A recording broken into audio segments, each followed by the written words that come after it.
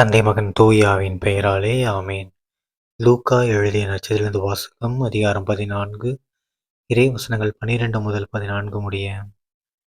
அக்காலத்தில் தம்மை விருந்துக்கு அழைத்தவரிடம் இயேசு, நீர் பகல் உணவோ இரவு உணவோ அளிக்கும்போது உம் நண்பர்களையோ சகோதரர் சகோதரிகளையோ உறவினர்களையோ செல்வம் படைத்த அண்டை வீட்டாரையோ அழைக்க வேண்டாம். அவ்வாறு அழைத்தால் அவர்களும் உம்மை திரும்ப அழைக்கலாம். அப்பொழுது அதுவே உமக்கு கைமாறு ஆகிவிடும். மாறாக, நீர் விருந்து அளிக்கும்போது ஏழைகளையும் உடல் ஊனமுற்றோரையும் கால் ஊனமுற்றோரையும் பார்வையற்றோரையும் அழையும். அப்போது நீர் பேறு பெற்றவர் ஆவீர்.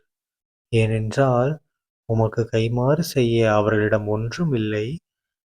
நேர்மையாளர்கள் உயிர்த்தெழும்போது உமக்கு கைமாறு கிடைக்கும் என்று கூறினார். ஆண்டவரின் அருள்வாக்கு. கிறிஸ்துவே உமக்கு புகழ். அன்பார்ந்த சகோதர சகோதரிகளே, இன்று பொதுக்காலம் 31ஆம் வாரம் நவம்பர் 3ஆம் தேதி 2025ஆம் வருடம் திங்கட்கிழமை. இன்றைய நற்செய்தியில பாருங்க, நம்ம இயேசு கிறிஸ்து ஆண்டவர் என்ன சொல்றாரு? நம்ம எல்லாருக்கும் தெரிஞ்ச விஷயம் தான். என்னது? நம்ம எல்லாரும் செய்வோம் இல்லையா?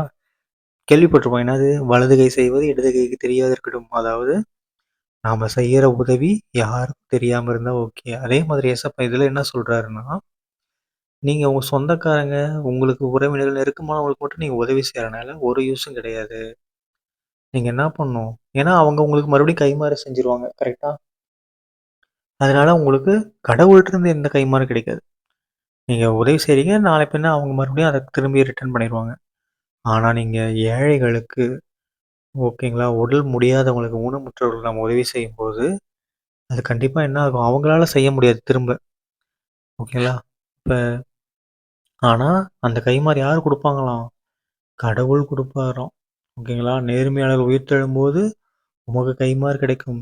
சாதாரண மக்கள் கைமாறு செஞ்சா, ஒண்ணு அதே அளவு செய்வாங்க. இல்லன்னா, ஒரு 2% 3% இல்லன்னா ஒரு 10, 20% எக்ஸ்ட்ரா செய்ய வாய்ப்பு இருக்கு. ஆனா, நாம ஏழைகளுக்கு உதவி செய்றபோது அந்த கைமாறு யார் குடுக்குறா? கடவுள் குடுப்பாரு. ஓகேங்களா? ஆனா, நாம இந்த பூமியில பூமியில எதிர்பார்க்க முடியாது. இருந்தாலும் விண்ணக வாழ்க்கையில கடவுள் குடுக்கக்கூடிய கைமாறு கண்டிப்பா பயங்கரமா தான் இருக்கும். ஏன்னா, அவர் குடுக்குற கைமாறுனா கடவுளே குடுக்குறாருங்கும்போது எப்படி இருக்கும்னு நெனச்சு பாருங்க. ஸோ எல்லாரும் ஏழைகளுக்கு உதவி செய்வோம். சரிங்களா? தந்தை மகன் தூய ஆவியின் பெயராலே ஆமீன். இயேசுவுக்கே புகழ், இயேசுவுக்கே நன்றி, மரியே வாழ்க, இயேசுவின் ரத்தம் ஜெயம். அல்லேலூயா, பிரைஸ் த லார்ட்.